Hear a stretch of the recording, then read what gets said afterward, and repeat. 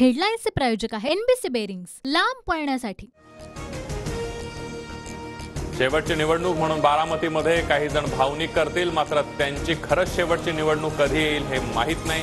अजित पवारांचं बारामतीमध्ये विधान।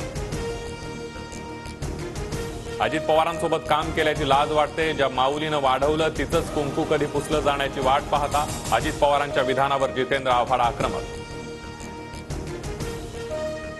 सरकारमध्येच गँगवॉर घडल्यानंतर जे टरबूज होते ते आता चिराट झाले। होडी घालून केलेल्या करामती स्वतःवरच उलटल्या। गणपत गायकवाडांच्या घटनेवरून ठाकरेंचा फडणवीसांवर हल्लाबोल।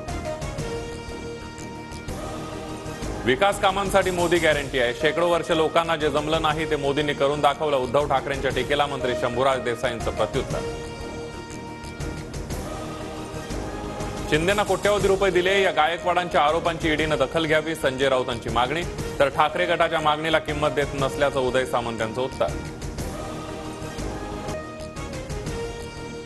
16 नोव्हेंबरला मंत्रिपदाचा राजीनामा दिला तर कॅबिनेट बैठकीला हजर कसे राहिलात? राऊतांचा भुजबळांना सवाल।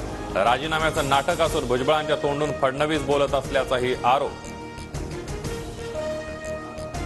माझा राजीनामा अद्याप मुख्यमंत्र्यांकडे, मंत्रिमंडळात कुणाला ठेवायचं आणि काढायचं मुख्यमंत्री ठरवतात। भुजबळांचं वक्तव्य तर राजीनामा मंजूर होईपर्यंत काम करावंच लागणार असल्याची प्रतिक्रिया।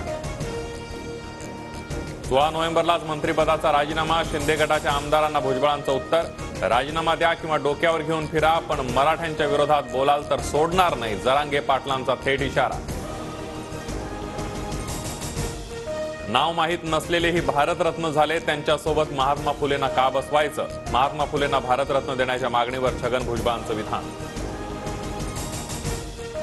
नाभिकांनी यापुढे मराठ्यांची हजामत करू नये, पंढरपुरातल्या एका कथित घटनेवरून भुजबळांची चिथावणी।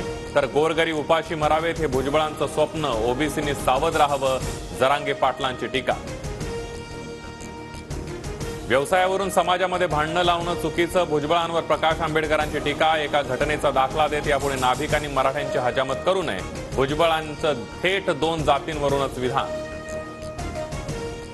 हेडलाईन्सचे प्रायोजक आहे एनबीसी बेरिंग्स, लांब पळण्यासाठी।